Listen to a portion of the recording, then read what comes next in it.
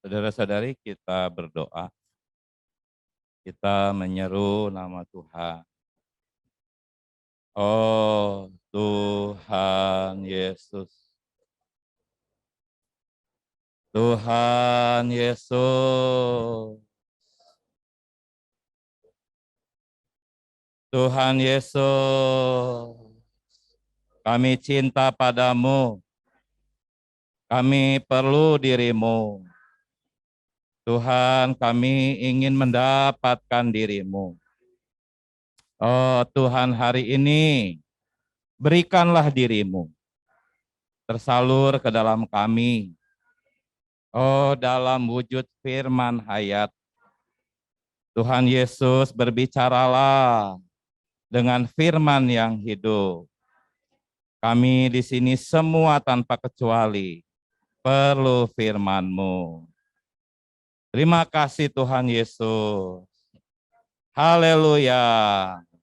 Amin. Ya, saudara-saudari, pada pagi hari ini gereja berbeban untuk memberitakan perkara bersidang. Bersidang ya saudara-saudari. Saya ingin menyampaikan khususnya kepada saudara-saudari yang baru. Ya. Sebentar mungkin nggak usah ditayangkan dulu. Ya. Saya ingin menyampaikan sesuatu kepada saudara-saudari yang mungkin masih baru berpaling ke dalam pemulihan Tuhan. Bahwa orang Kristen pada umumnya berkata, kalau mau hari Minggu tuh mereka berkata saya pergi ke gereja. Ya, siapa di sini yang masih sering berkata demikian? Oh, hari Minggu saya pergi ke gereja. Mulai sekarang jangan lagi, ya, karena perkataan yang tepat itu akan membuat pikiran kita lebih terbuka, ya. Kita sama sekali tidak pergi ke gereja. Karena kita sudah adalah gereja. Kita sudah dalam gereja, kita adalah gereja, kita tidak akan pernah keluar lagi dari gereja. Karena gereja adalah tubuh Kristus dan kita anggota-anggotanya yang telah melekat kepada tubuh ini. Hanya ada anggota-anggotanya yang belum berfungsi dan ada anggota-anggotanya ya.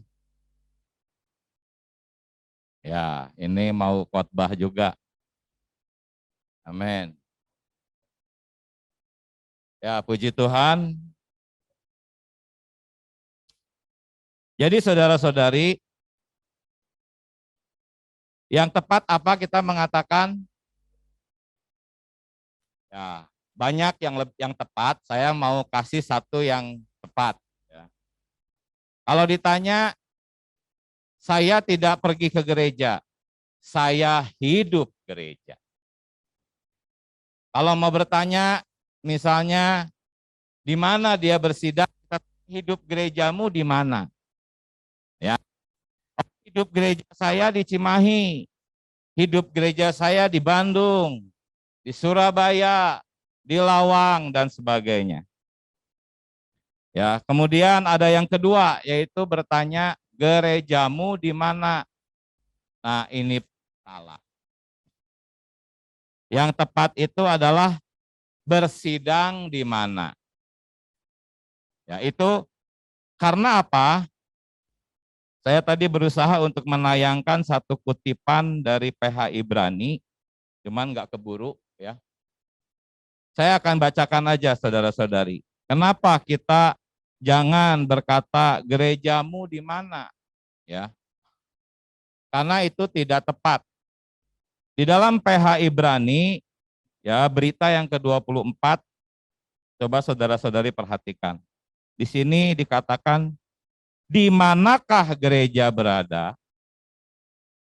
Ya, gereja berada dalam pertemuan ibadah, yakni dalam sidang-sidang orang Kristen. Jadi kalau kita sendirian di rumah, nah mungkin kita katakan memang kita sedang sendirian. Kita perlu berhimpun bersama saudara-saudari karena gereja berada di dalam sidang-sidang orang Kristen. Ya, di sini bagi kaum beriman Ibrani tidak berhimpun bersama atau tidak bersidang, kaum beriman dalam Kristus berarti meninggalkan gereja. Jadi, di manakah gereja berada? Gereja berada di dalam sidang-sidang. Berarti kalau saya lagi di rumah, saya tidak berada dalam hidup gereja. Tergantung. Apakah Anda dan saya memiliki kehidupan bersidang atau tidak? Kalau kita memiliki kehidupan bersidang, kita adalah orang-orang Kristen yang butuh berkumpul. Butuh berkumpul, butuh berhimpun, artinya maka kita adalah orang-orang yang menempuh hidup gereja. Ya memang di sini ada 200 orang. Ya. Kita sedang bersidang, tetapi saya tidak yakin di antara kita semua hidup gereja. Karena ya sama seperti kekristenan yang banyak orang hanya datang 1 minggu sekali menjalankan agama, bukan bersidang. Ya.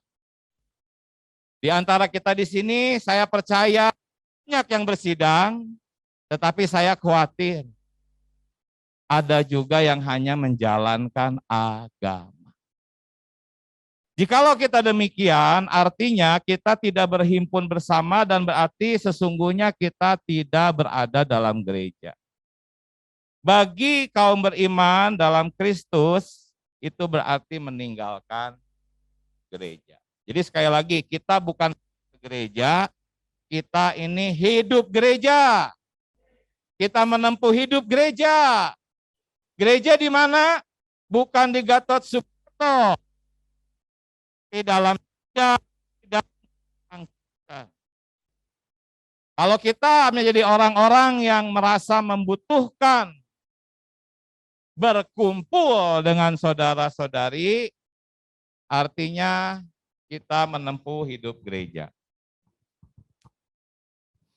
Nah, sekarang kita masuk ke dalam slide yang pertama. Ini perkataan luar biasa dari saudara kita yang sangat berbobot, buku-bukunya sangat diakui oleh dunia Kristen, ya. Dia berkata berdasarkan pengalamannya. Dia katakan apa? Allah memiliki sejenis karunia yang apa? Diberikan kepada kita sewaktu bersidang. Saya bacakan yang bawahnya. Jenis karunia yang diberikan melalui bersidang tidak dapat dicapai dengan usaha sendiri. Jika Anda tidak bersidang, Anda pasti tidak akan memperoleh karunia jenis ini. Semua orang yang tidak bersidang atau berhenti bersidang pasti akan kehilangan karunia jenis ini. Karunia apa ini? Apapun yang saudara-saudari butuhkan. apapun. Tetapi yang terpenting adalah nanti saudara kita akan menjelaskan perkara ini. Yang terpenting adalah perlindungan tubuh Kristus. Kenapa banyak orang diserang oleh setan, oleh iblis, dan sering jatuh? Karena tidak hidup di dalam perlindungan tubuh. Ya, memang banyak orang bersidang belum tentu menempuh hidup gereja. Tetapi yang dimaksudkan oleh sidang di sini adalah bersidang yang sesuai dengan dasar-dasar Alkitab. Nanti saudara kita akan memberikan dasar-dasarnya. Jadi saya di sini meletakkan beban saudara-saudari betapa kita butuh hidup gereja. Tanpa hidup gereja, orang-orang yang tidak menempuh hidup gereja, jangan sampai diserang musuh karena dia pasti jatuh. Saya kata jatuh di sini banyak macamnya, ekspresinya. Saudara-saudari, kita sungguh perlu hidup gereja. Di manakah gereja? Dalam sidang-sidang orang Kristen. Sidang pemecahan roti hari Minggu hanya salah satu saja. Dan sebetulnya 80% kehidupan gereja itu bukan di sidang pemecahan roti. 80% kehidupan gereja itu adalah sidang di rumah-rumah. Kita bisa bicara sangat panjang tentang perkara ini, tetapi semoga perkataan singkat ini dapat tertanam. Kita bahas yuk slide selanjutnya. Apakah makna istilah gereja? Dalam bahasa Yunani, gereja adalah eklesia. Ek berarti keluar dari dunia. Klesia berarti berhimpun atau berkumpul atau bersidang. Jadi eklesia berarti orang-orang yang keluar dari keluar dan berhimpun. Jadi ada dua ya, keluar dan berhimpun. Cuman banyak sekali sayang orang Kristen hari ini, oh aku udah selamat, haleluya, aku sudah percaya, haleluya. Tapi belum keluar dari dunia karena tidak mau berhimpun. Kalau kita tidak berhimpun, kemungkinan besar kita sedang berada di dunia. Mungkin kita datang seminggu sekali ke sidang pemecahan roti. Tetapi itu tidak menjamin kita sedang tertahan di dunia. Karena gereja itu adalah orang-orang yang dipanggil keluar. Dipanggil keluar dan berhimpun itu satu sebetulnya. Kalau dia keluar di dunia pasti berhimpun karena nggak mungkin di tengah-tengah. Nggak mungkin ada di tengah-tengah. Kalau tidak berhimpun, kemungkinan besar berada di dalam dunia. Ya, dia sudah selamat. Tetapi dia belum melepaskan diri dari dunia. Sehingga ketika Tuhan datang, ya sifat kita kan sifat ular. Ular itu kan merayap dengan perutnya. Itu adalah lambang orang-orang yang melekat dengan dunia. Tetapi kalau kita bertumbuh dalam hayat, dari hayat ikan kita menjadi hayat burung, seperti di pelajaran hayat Kejadian ya. Hayat burung itu adalah hayat yang sudah bertumbuh memiliki sayap. Sehingga sifat ularnya terkalahkan, bisa terbang mengatasi dunia. Jadi saudara-saudari, sungguh berita pagi hari ini bukan untuk menghakimi, tetapi untuk membuahkan satu perasaan di batin yang dapat mendorong kita berdoa, Tuhan selamatkan aku. Sasarannya adalah kita dapat berdoa, Tuhan selamatkan aku. Katakan sama-sama, Tuhan selamatkan aku.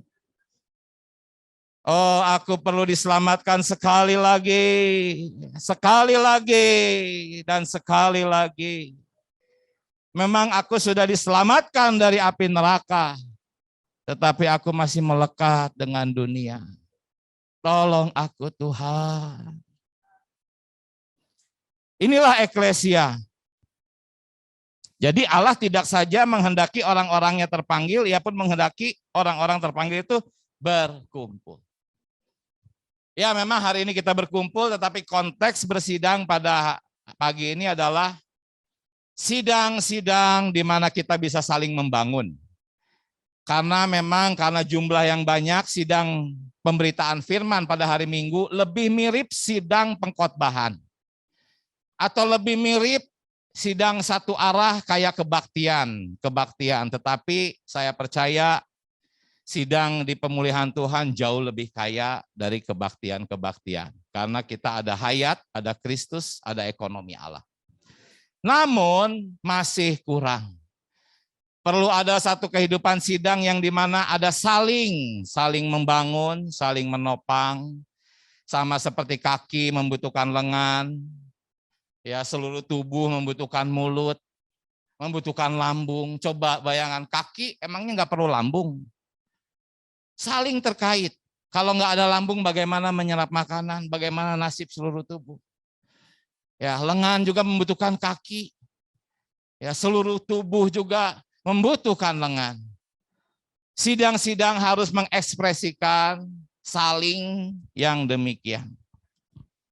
Jadi saudara-saudari, ingat tadi perkataan kita, saudara kita ada sejenis karunia yang hanya dapat diterima ketika kita datang bersidang. Coba slide selanjutnya yang ketiga. Di sini ada dua jenis karunia. Salah satunya yang tadi saya katakan bahwa ada satu jenis karunia yang hanya dapat kita terima melalui bersidang. Karunia yang Allah berikan kepada kita terbagi dalam dua kategori. Karunia individual dan karunia korporat. Allah tidak hanya memberikan karunia individual kepada kita, ia pun memberikan karunia korporat kepada kita. Karunia korporat ini hanya dapat kita peroleh di dalam sidang. Apakah karunia korporat ini? Saya katakan saudara-saudari, semua yang kita butuhkan. Semua yang kita butuhkan. Masing-masing Tuhan tahu kebutuhannya apa. Ya. Ini ada ayat yang ajaib, saudara-saudari. Satu orang dapat mengejar 1000 orang. Jadi kalau ada satu orang di sana, terpisah dengan satu orang di sana. Artinya dua orang terpisah ini dapat mengejar 2000. Kalau terpisah. Kalau terpisah, dua orang ini dapat mengejar musuh 2000. Tapi kalau bersatu, dua orang dapat membuat lari orang 10.000 orang. Berarti ada keuntungan 8.000. Saudara-saudari, dua orang yang sama. Kalau terpisah hanya dapat 2.000. Dua orang yang sama. Kalau berkumpul, berhimpun, bersidang, mendapat tambahan berkat 8.000. Jadi saudara-saudari selama ini, dapatkah saudara-saudari sudahkah merasakan yang 8.000 itu? Ini 8.000 apa? Apapun kebutuhan kita. Tuhan tahu kebutuhan kita. Bukan apapun keinginan kita ya, jangan salah. Apapun kebutuhan kita, Tuhan tahu. Saudara-saudari, 8.000 ini harus kita kejar. 1.000 masih kurang. Coba kita lihat lagi slide berikutnya. Ya. Di sini ada lagi fakta-fakta Alkitab yang memperlihatkan khasiat bersidang. Ada dua ayat di atas ya saudara-saudari. Ayat yang pertama, kata yang diberi huruf merah itu kamu, ya. Artinya kamu di sini tuh individu sendiri, kamu, ya. Ayat yang kedua, jika dua orang. Apa maksudnya? Coba perhatikan ayat yang kedua. Jika dua orang daripadamu sepakat meminta apapun juga, permintaan mereka itu akan dikabulkan. Nah, permintaan mereka di sini apa? Apapun itu, saudara-saudari, janji pengabulan doa yang di ayat ini tidak berlaku kalau hanya diminta satu orang. Itu saja. Jadi ada sejenis berkat yang hanya diberikan ketika dua orang berkumpul. Artinya dalam sidang. Ya, ayat yang pertama kita sudah alami. Tetapi ya tadi cuma dapat 1.000 ya. Ingin tambahan 8.000? Kita perlu mempraktekkan doa sepakat. Mana bisa sendirian doa sepakat. Perlu berkumpul. Perlu bersidang. Saya bacakan kutipannya. Ada sejenis doa yang hanya dapat dikabulkan oleh Allah melalui sidang doa. Ya, ini yang didoakan oleh 2 atau 3 orang di dalam nama Tuhan. Doa semacam ini tidak mungkin berhasil jika dilakukan secara pribadi. Banyak perkara yang mengandung makna besar. Oh, maknanya terlampau besar sehingga mungkin kita sendiri sekarang belum melihatnya. Tetapi percayalah, ada karunia yang bisa kita terima dalam sidang-sidang. Ya. Banyak perkara yang mengandung makna besar yang tidak mungkin terkabul jika tidak didoakan bersama dalam sidang. Saya teringat saudara-saudari pernah ada satu orang saudara. Saudara ini saudara yang mengasihi Tuhan, mengasihi gereja. Dia banyak masalah. Bukan banyak masalah, maaf. Sedang tertimpa masalah. Ya. Berat sekali masalahnya. Sungguh bisa hidup dan mati ya. Tapi saya melihat saudara ini datang kepada saudara-saudari. Dia berkata, saudara-saudari, saya perlu berdoa bersama saudara-saudari. Doa tentang apa? Pokoknya saya hanya butuh berdoa aja dengan saudara-saudari. Lantas berkumpul, berdoa, menyeru, mendoakan gereja. Dia nggak cerita masalahnya, ya, yang berat itu. Dia hanya merasa perlu tubuh, dia nggak bisa sendiri. Dia sadar bahwa ini harus didoakan bersama. Tapi dia tidak cerita masalahnya apa. Ya. Kemudian ya gereja dengan sederhana berdoa buat perkara-perkara umum, tetapi korporat menyeru. Setelah itu, terima kasih, dia pamit. Beberapa tahun kemudian baru saya tahu kisahnya. Dan ternyata saudara ini mendapat pertolongan. Praktekan ini saudara-saudari. Kalau kita sedang membutuhkan sesuatu yang besar, cari saudara-saudari. Ya. Ini bukan sidang tuh nggak harus selalu formal. Tidak harus selalu sesuai jadwal. Ya tentu minimal yang jadwal dulu gitu kan. Kalau yang jadwal aja kita tidak hadiri, bagaimana kita punya hati yang sedemikian? yang mencari saudara-saudari ketika kita sedang membutuhkan Tuhan. Jadi saudara-saudari, ada karunia, berkat, pertolongan, apapun yang hanya dapat kita terima dalam sidang. Ya, doa untuk perkara-perkara demikian baru akan berhasil melalui permohonan di dalam sidang doa. Ada doa yang tidak mungkin terkabul kecuali kita lakukan di dalam sidang. Slide berikutnya. Ini tadi tentang doa. Nah, sekarang tentang penyertaan Tuhan. Saudara-saudari, Tuhan ada di dalam kita. Amin. Tetapi kok aneh. Ada 2 ayat juga di sini. Ini ayat kedua agak aneh.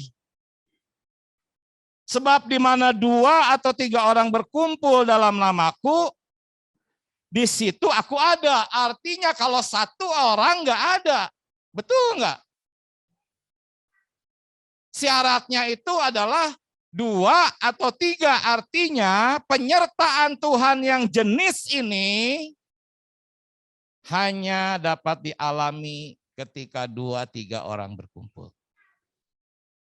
Jadi ada 2 jenis penyertaan Tuhan. Penyertaannya secara pribadi. Aku menyertai engkau sampai akhir zaman. Enggak perlu diragukan. Tetapi ada penyertaan yang hanya dapat kita miliki ketika kita hidup gereja. Dalam hal ini berkumpul bersama saudara-saudari. Entah kita berkumpul untuk berdoa, entah kita berkumpul untuk membaca, entah kita berkumpul untuk berkidung, apapun itu. Pokoknya berkumpul. Di dalam Kisah Para Rasul tiap hari saudara-saudari kaum beriman mula-mula berkumpul. Tidak ada jadwal. Tidak ada liturgi, tata cara, formalitas, tidak ada. Berkumpul saja.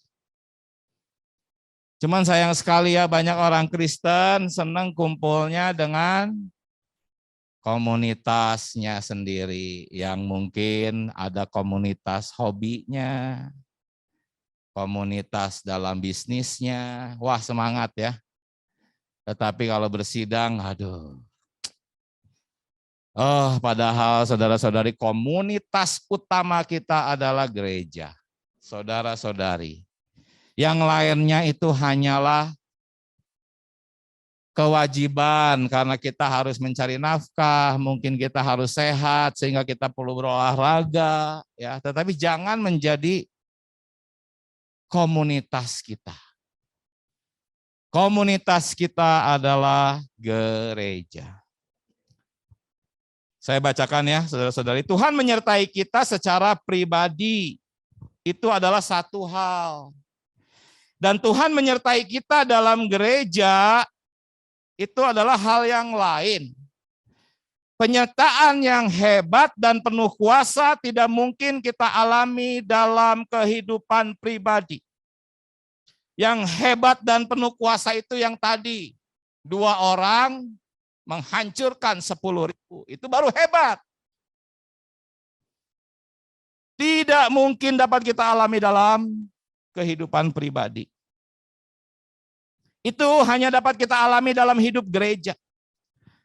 Walaupun kita dapat menikmati penyertaan Tuhan secara pribadi, namun kadarnya pasti lebih sedikit. Dan kuasanya pasti tidak begitu besar. Karena itu saya mengerti saudara tadi mencari saudara-saudari karena untuk mendapatkan kuasanya yang besar. Hanya orang-orang Kristen yang senang berhimpun. Bukan wajib ya, senang. Nah ini sekali lagi perkataan ini bukan untuk menghakimi, untuk menciptakan doa-doa dalam hati. Tuhan kok aku nggak senang ya berkumpul dengan saudara-saudari. Kalau lagi di rumah sendirian enak, tapi kalau disuruh berkumpul kok nggak senang ya Tuhan. Tolong saya Tuhan. Selamatkan saya dari ego ini. Itu adalah ego. Ego yang bertumbuh.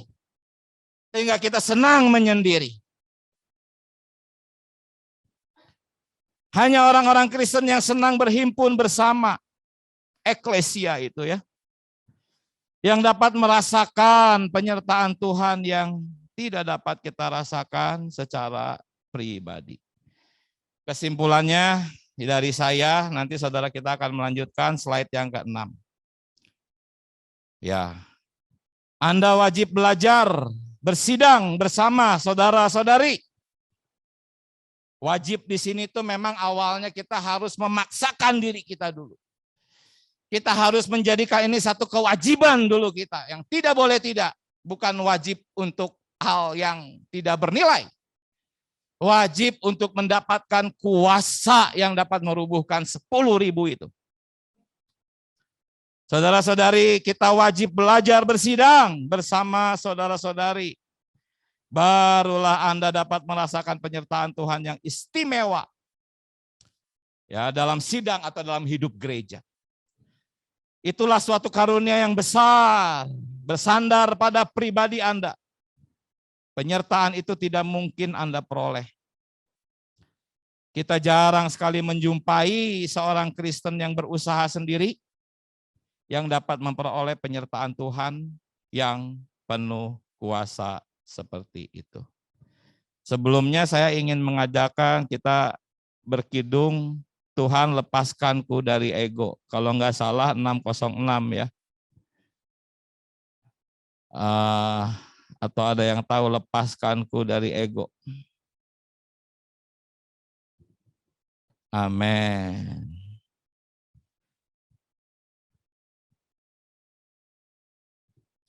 Ya, nomor 606 ya.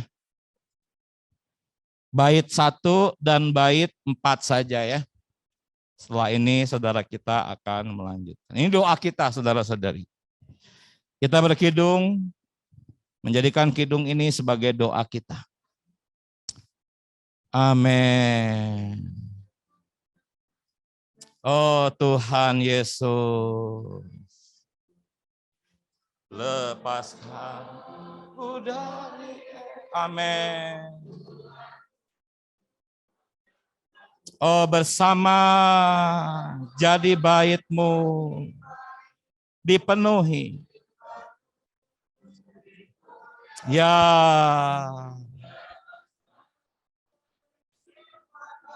Oh Tuhan Yesus. Rela taat kuasa-Mu hingga Kau. Bait 1 lagi. Lepaskanku dari ego, Tuhanku mau terbangun, bersama jadi bait-Mu, dipenuhi mulia-Mu, lepas dari sifat aneh, sombong dan menyendiri, rela taat kuasa-Mu hingga Kau punya. Bait 4.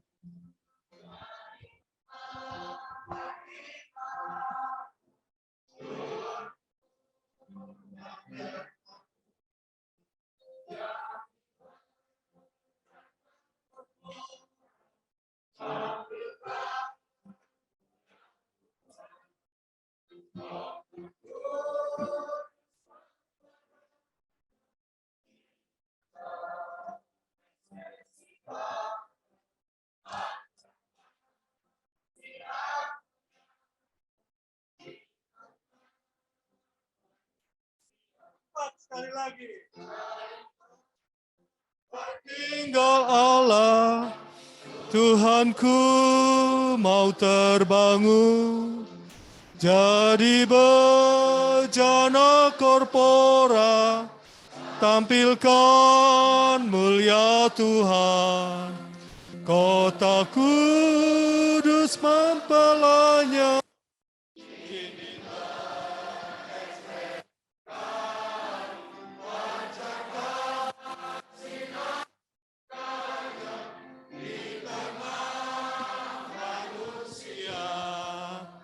Amin. Puji Tuhan, saudari.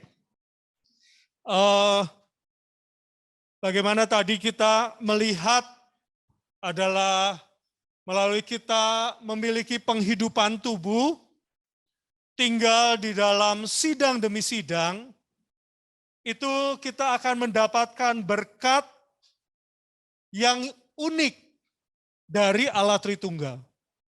Memang mungkin kita bisa memiliki penghidupan pribadi dengan Tuhan. Kita bisa datang kepada Tuhan setiap pagi secara pribadi. Ya, kita bisa mendoa bacakan firman Tuhan secara pribadi. Memang melalui hal ini kita mendapatkan suplai dari Tuhan.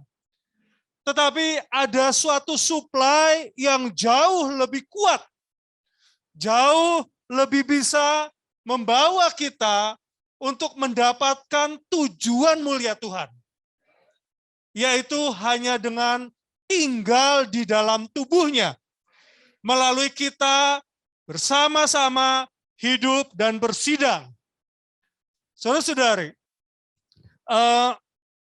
beberapa waktu sebelumnya kita merasakan bahwa kita perlu memiliki perasaan ini. Banyak saudari yang merasakan bahwa setelah percaya Tuhan, setelah beroleh selamat, ya cukup sudah.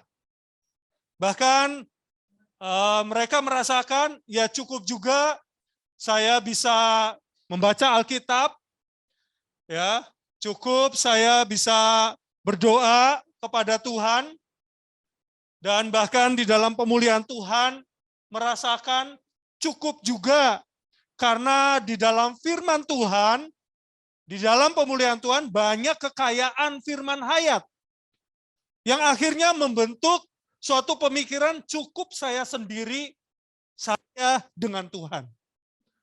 Ternyata saudari, kita melihat dari slide yang sudah disampaikan, bagaimana Tuhan memberikan berkat yang jauh lebih kuat, jauh lebih berlimpah, dan mendorong kita untuk berbagian dengan tujuan kekalnya. Adalah melalui penghidupan tubuh. Saudara-saudari, kita melihat Allah menciptakan manusia. Memang di awal adalah menciptakan sebuah prototipe, yaitu Adam. Ya, yang hanya seorang diri. Namun Adam yang sedemikian diperintahkan Allah untuk apa? Membentuk sebuah tubuh yang korporat. Bukan Adam secara individu, tetapi Adam yang secara korporat. Inilah kehendak hati Allah sebermula. Namun saudari, seringkali karena keegoan manusia, maka begitu kita berada di dalam tubuh, kita tidak merasa nyaman, saudara. Kita merasa, sendiri lebih enak, sendiri lebih bisa melakukan apapun. Bahkan merasakan sendiri saya bisa lebih mendengar perkataan Tuhan. Ini adalah siasat si musuh, saudara. Musuh sengaja menghambat rencana Allah agar tubuhnya tidak segera terbentuk. Dengan cara apa? Dengan cara hal yang rohani. Yaitu cukup kita tinggal di dalam rumah, membaca Alkitab, hubungan kita dengan Tuhan. Ternyata ini adalah sebuah situasi yang menghambat anggota tubuh Kristus untuk bisa berfungsi. Akhirnya Kristus tidak terbangun. Saudara-saudari, untuk itu kita harus melihat memandang bahwa perkara bersidang, perkara tubuh, perkara yang sangat penting. Saudara-saudari, bayangkan kalau kita melihat di dalam rencana Tuhan, kelak yang akan merampungkan kehendak hati Tuhan adalah tubuh Kristus melalui gereja. Dan kalau ini tidak terwujud, maka rencana Tuhan tidak akan terampungkan. Untuk itulah musuh selalu menghadang dari sini. Ya, kita sudah percaya Tuhan, puji Tuhan. Ya, kita damba mendapatkan suplai Tuhan, puji Tuhan.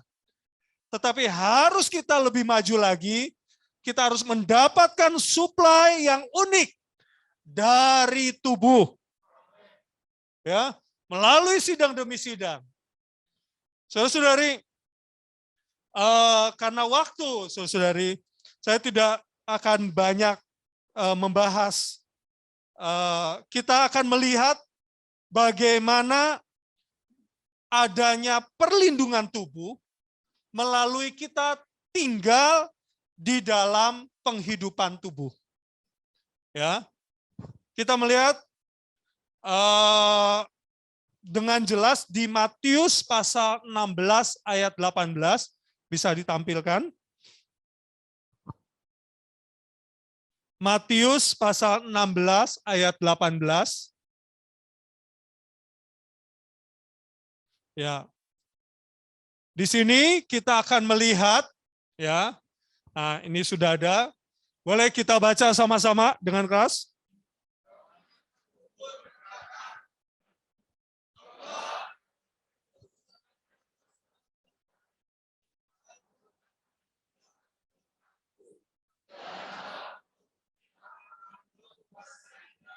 Amen.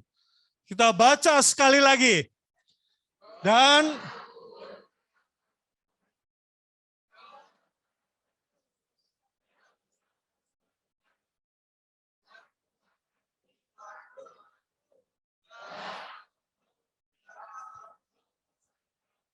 ya, Tuhan berkata, ya, aku akan mendirikan jemaatku, ya, atau gereja, dan alam maut tidak akan menguasai.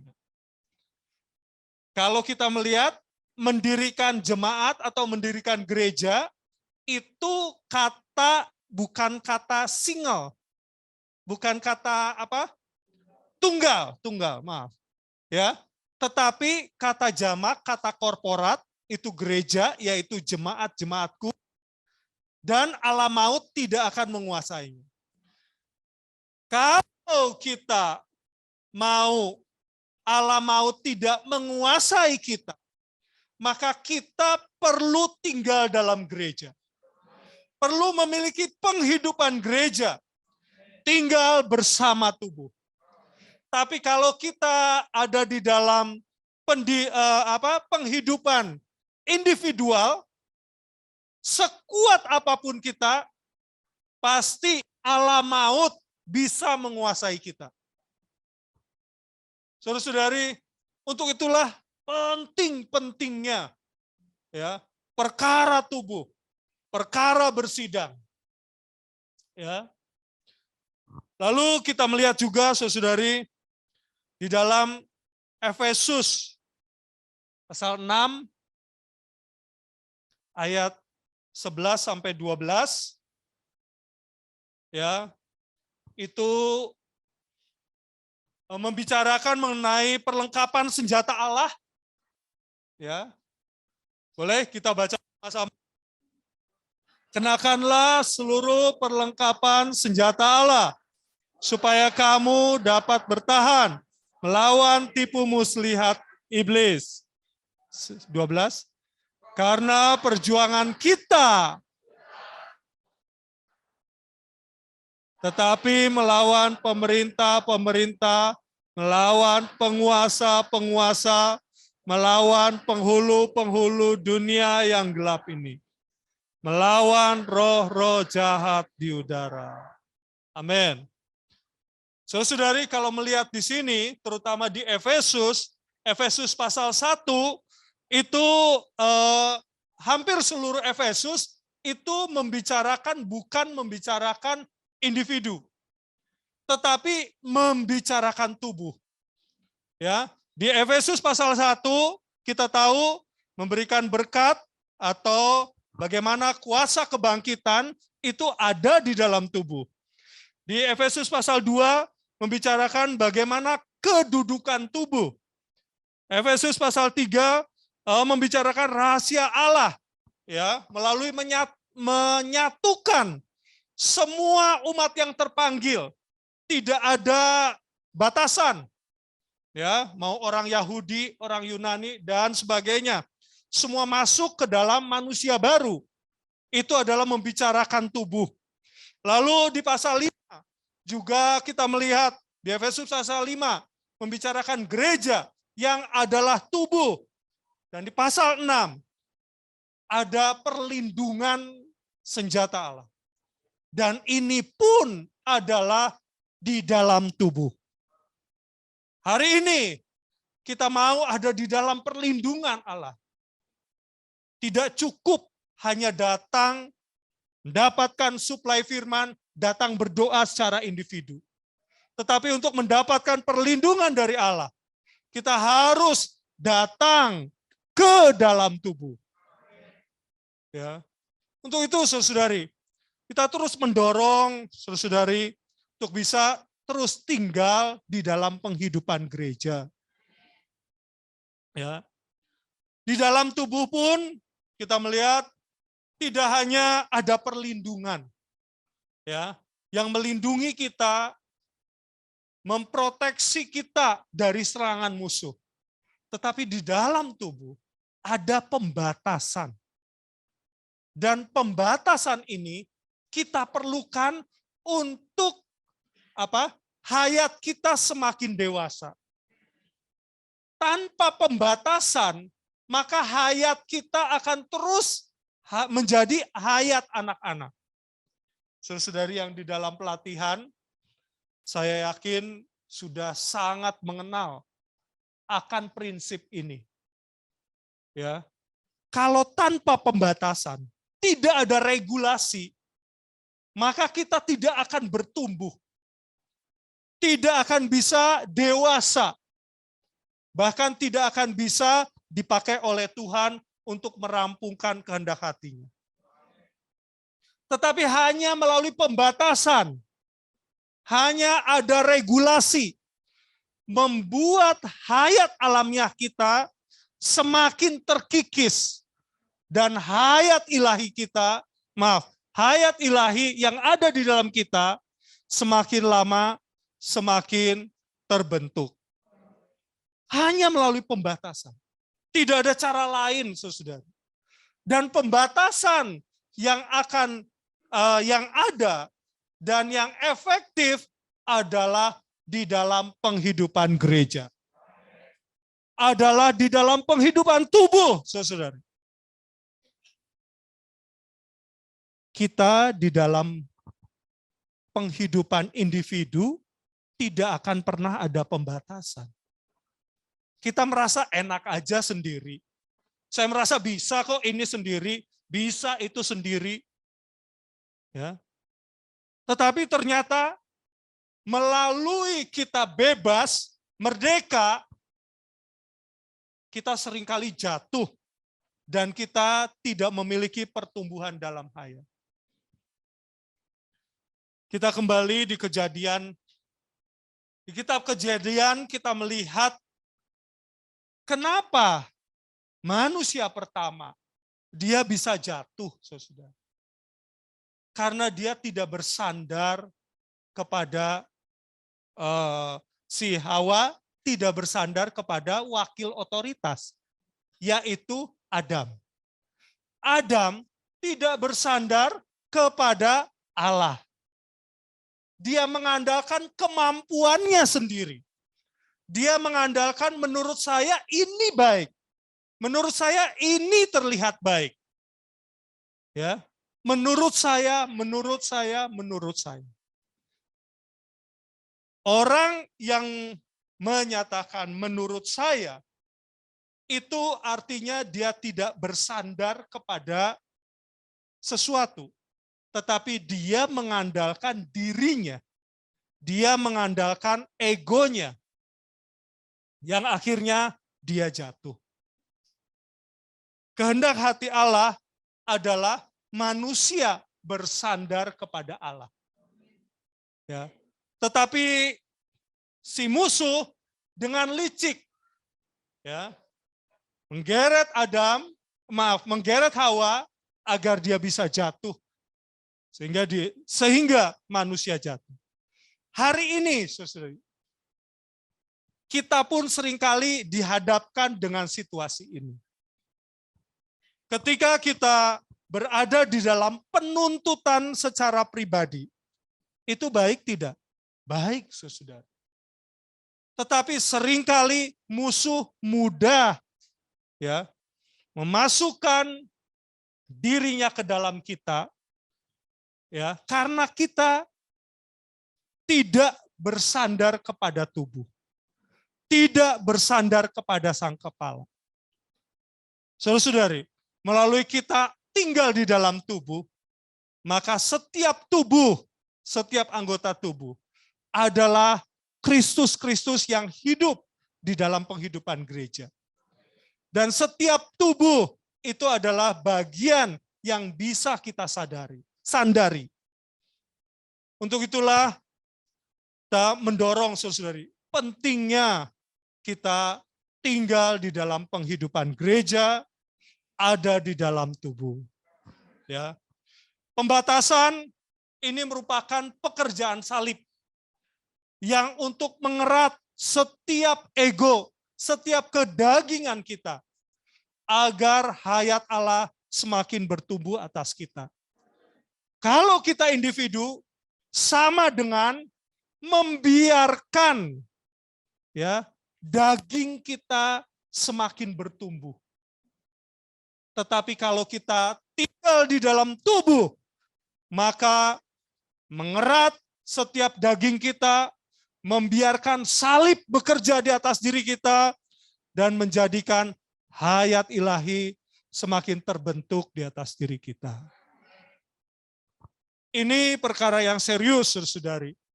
Sehingga kita semoga pagi ini mulai memalingkan pikiran kita. Tidak lagi memandang perkara sidang.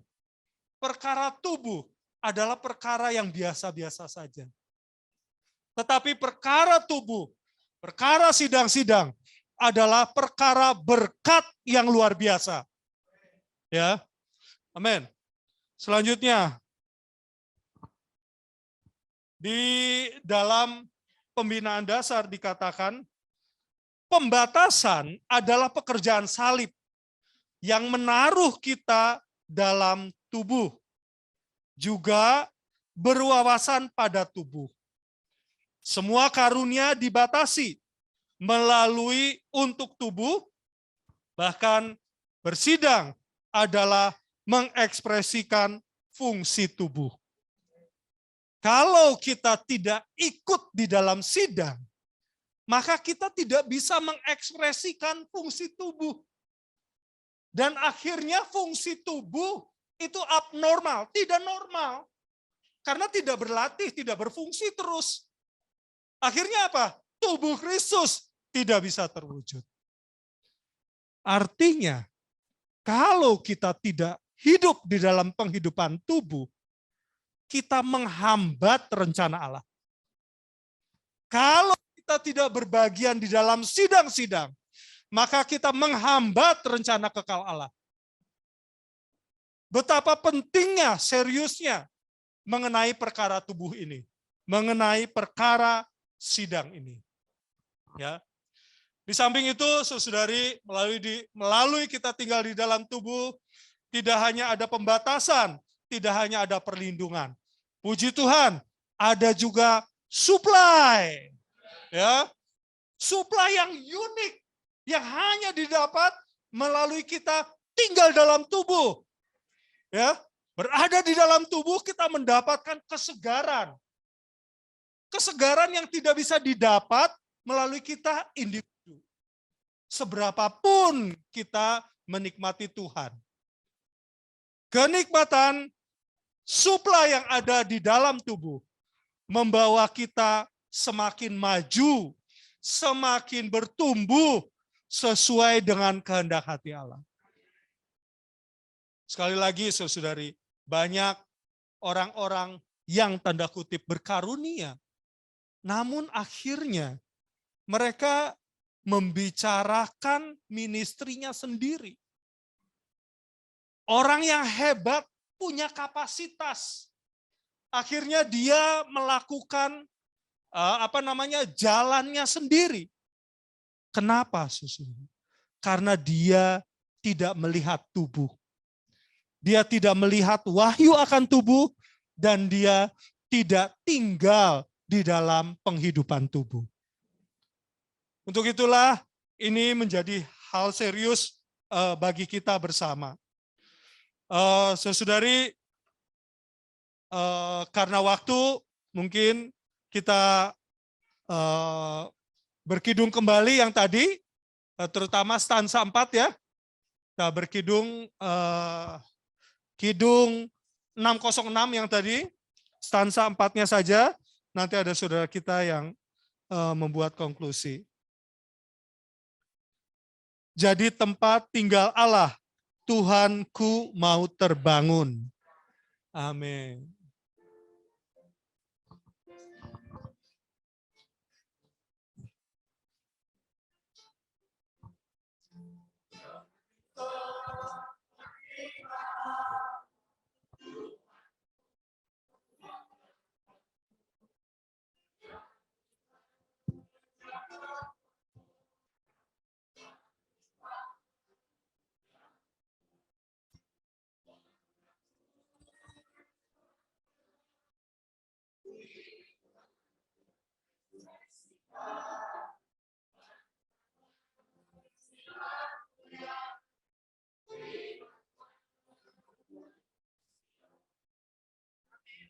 Amin.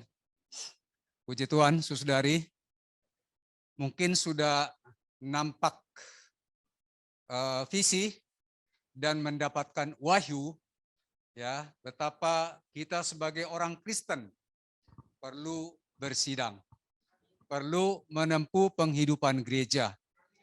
Kita sudah melihat dari paparan saudara-saudara di depan bahwa ada manfaat yang bisa dapatkan di dalam sidang. Ya, kalau secara pribadi mungkin kita mendapatkan manfaat pribadi. Tapi ada manfaat yang lebih besar daripada manfaat pribadi, yaitu bersidang. Kalau secara pribadi mungkin kita bisa mendapatkan suplai, tetapi tidak terbatas. Tetapi terbatas. Tetapi kalau secara korporat, kita mendapatkan suplai yang tidak terbatas. Makanya tadi saudara kita mengatakan, secara pribadi, kita bisa mendapatkan faedah. Ya, tapi secara korporat, ada faedah yang lebih besar yang kita dapatkan, yaitu karunia korporat, atau suplai yang berlebih daripada Kristus. Tadi kita melihat bahwa ada perbandingan individu dengan korporat. Kalau satu orang bisa mengejar 1.000 orang. Kalau 2 orang bisa mengejar 2.000 orang. 10.000. Kita melihat manfaatnya satu orang dengan 2 orang jauh berbeda. Kita mau merindukan yang mana, mendambakan yang mana? Tentu kita merindukan yang 10.000 orang. Ini hanya bisa kita dapatkan melalui kehidupan bersidang atau kehidupan gereja. Juga kita melihat ada 3 poin penting yang bisa kita dapatkan kalau kita bersidang. 1, yang dikatakan saudara Roni tadi, adalah perlindungan. Dalam hidup kita sehari-hari, tentu kita banyak menemukan masalah. Ya, terutama di dalam hal kerohanian. Kalau kita secara individu sebentar bisa membaca firman Tuhan, ya bisa berkidung, tapi setelah itu kita lemah lagi. Kenapa? Ada peperangan yang tidak terlihat, yang menghalangi kita atau yang menyerang kita. Tapi apabila kita ada di dalam sidang-sidang, menempuh kehidupan gereja, sidang itu akan menjadi perlindungan bagi kita.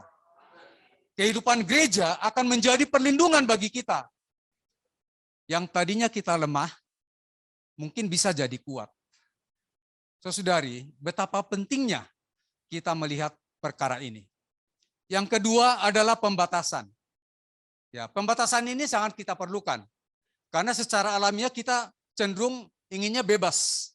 Semau kita gitu kan. Ya, pembatasan ini sangat kita perlukan.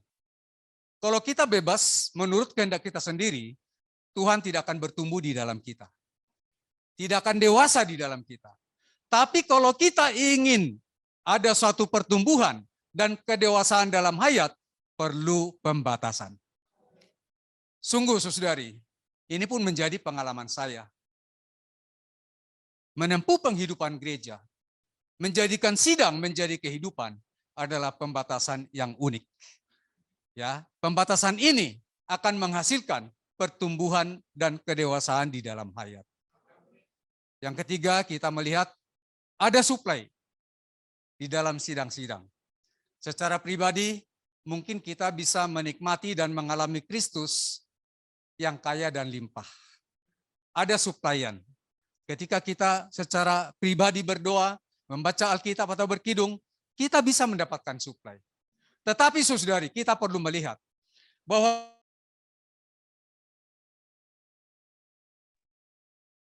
karena Kristus yang tidak terbatas ini, kaya dan limpah, hanya tubuh yang bisa mewadahi ini. Hanya tubuh yang bisa menampung ini. Jadi kalau kita ingin mendapatkan, ingin menikmati kekayaan Kristus yang tidak terduga, hanya di dalam sidang. Hanya di dalam penghidupan gereja. Karena di dalam gereja, di dalam sidang, Kristus adalah semua dan di dalam segala sesuatu. Tidak ada oh ini saudara ini lebih tinggi, saya lebih rendah. Tidak ada. Tidak ada suku dan ras. Ya, tidak ada orang ini, suku ini, tidak ada. Di dalam gereja, di dalam sidang, kita hanya fokus kepada Kristus menjadi segala sesuatu, Kristus di dalam segala sesuatu.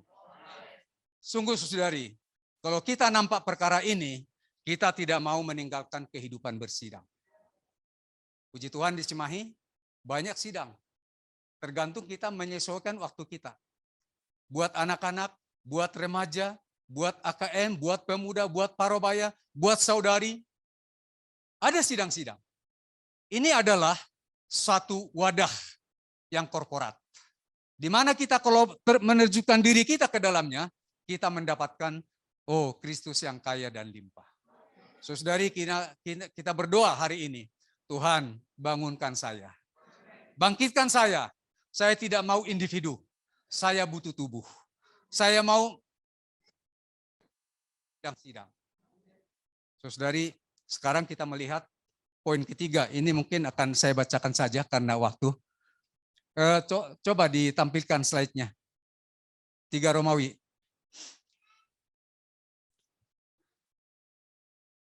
Prinsip bersidang.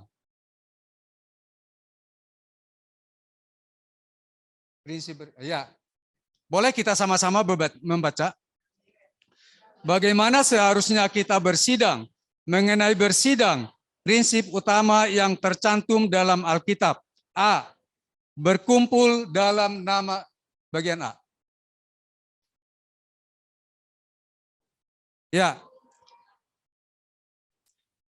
Matius 18 ayat 20 mengatakan, berkumpul dalam namaku.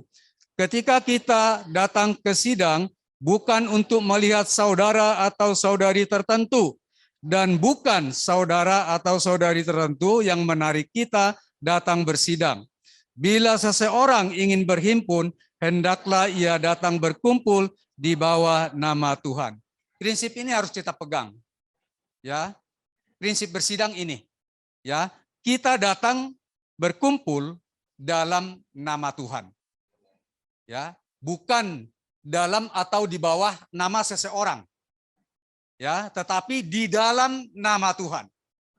Berarti bersidang ini, ya, di sini kita sekarang adalah di dalam nama Tuhan.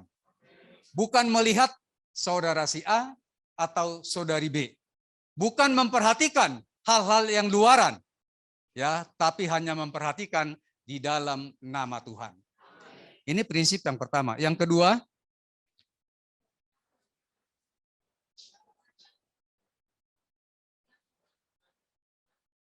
jika Anda datang bersidang untuk mendengarkan khotbah seseorang, berarti Anda dibawa nama orang itu, bukan dibawa nama Tuhan. Ada kalanya orang memakai nama seseorang untuk menarik orang lain. Itu berarti ia menghendaki orang berada di bawah nama orang itu. Tetapi Tuhan berkata bahwa kita harus bersidang di dalam nama Tuhan. Nah, ini mungkin kita harus melihat dengan jelas. Ya, kita datang bersidang bukan mendengarkan khotbah. Ya, oh kalau saudara itu yang berkhotbah, oh saya senang saya datang bersidang. Oh kalau saudara itu, aduh bikin saya ngantuk. Bukan demikian saudari. Ya, tapi kita bersidang adalah karena di dalam nama Tuhan, berarti kita di bawah Tuhan. Kalau kita bersidang di atas nama seseorang, berarti kita di bawah orang itu. Nah, ketika kita datang bersidang di bawah nama Tuhan, oh, aliran hayat dari Tuhan akan mengalir ke dalam kita. Suplai hayat dari Tuhan akan mengalir ke dalam kita. Karena apa? Kita berada di bawah nama Tuhan atau di dalam nama Tuhan. Ya, ini kita perlu melihat. Ya, jadi bukan untuk mendengarkan khotbah. Kalau mendengarkan khotbah, didengar ya udah selesai. Ya, lupa lagi. Ya, tapi kita datang di dalam nama Tuhan. Saudari, ketika kita berhimpun, kita perlu merendahkan diri. Ya, merendahkan diri, mengosongkan diri kita. Ya, kita menaruh diri kita di bawah nama Tuhan. Ya, sehingga Tuhan dengan leluasa mensuplai kita, menggarapkan kekayaan dan kelimpahannya ke dalam diri kita. Itulah prinsip sidang yang benar. Ya. Kedua, bagian B kita sama-sama baca.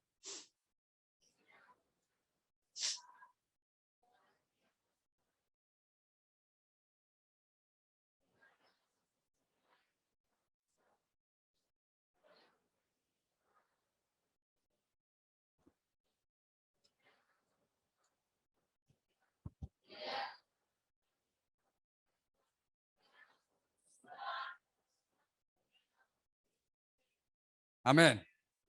Kita bersidang di dalam keesaan.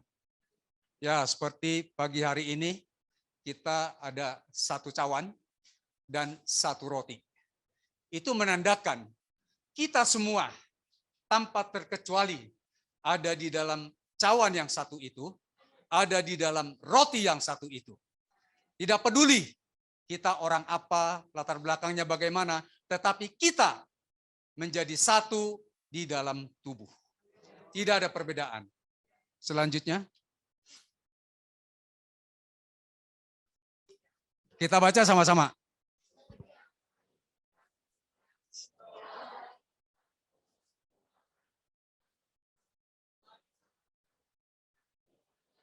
Perbedaan suku dan ras, tidak ada hamba atau orang merdeka, tidak ada laki-laki atau perempuan. Dua, dalam Tuhan tidak ada perbedaan identitas atau status kita.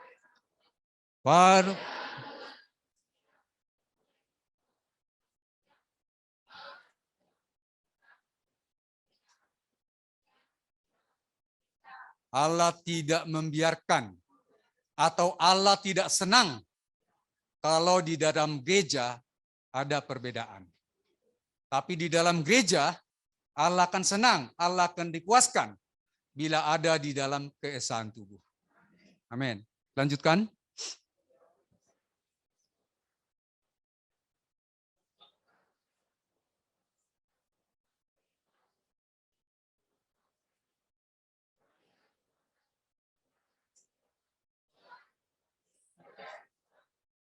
Amin. Kita semua telah dibaptis menjadi satu tubuh.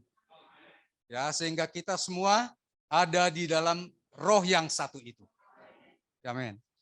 Poin C terakhir.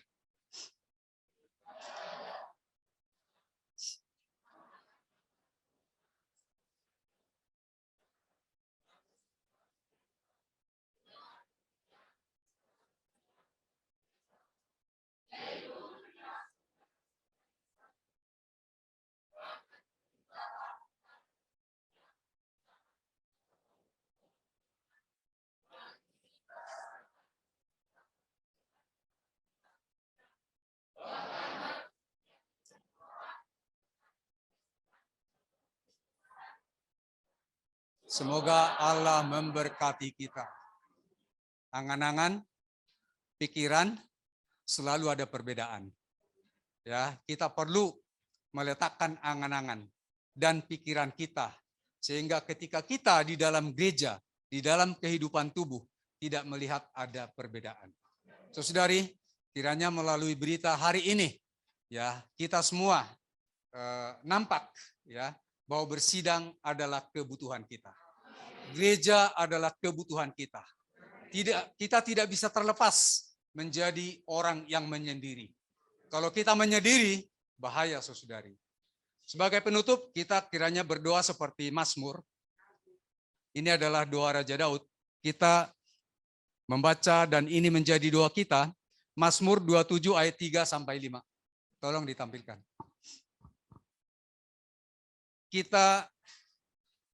Saya minta dalam kasih, karena kita udah lama duduk ya. Nah, berdiri sebentar. Kita membaca firman Tuhan ini, dan ini menjadi doa kita. Amin. 1, 2, 3. Sekalipun tentara berkemah mengepung aku, tidak takut hatiku. Sekalipun timbul peperangan melawan aku, dalam hal ini pun aku tidak percaya. Satu hal telah kuminta kepada Tuhan, itulah yang kuingini, diam di rumah Tuhan seumur hidupku, menyaksikan kemurahannya. Sebab Ia melindungi aku dalam pondoknya pada waktu bahaya. Ia menyembunyikan aku dalam persembunyian di kemahnya. Ia mengangkat aku ke atas gunung batuku. Kiranya kita di ayat 4 itulah menjadi doa kita saudari. Bahwa diam di rumah Tuhan. Ya, menempuh penghidupan gereja seumur hidup kita. Dan hari-hari kita, hari-hari yang diam di rumah Tuhan. Menempuh penghidupan gereja. Baik, kita berdua. Setelah itu sidang selesai. Amin.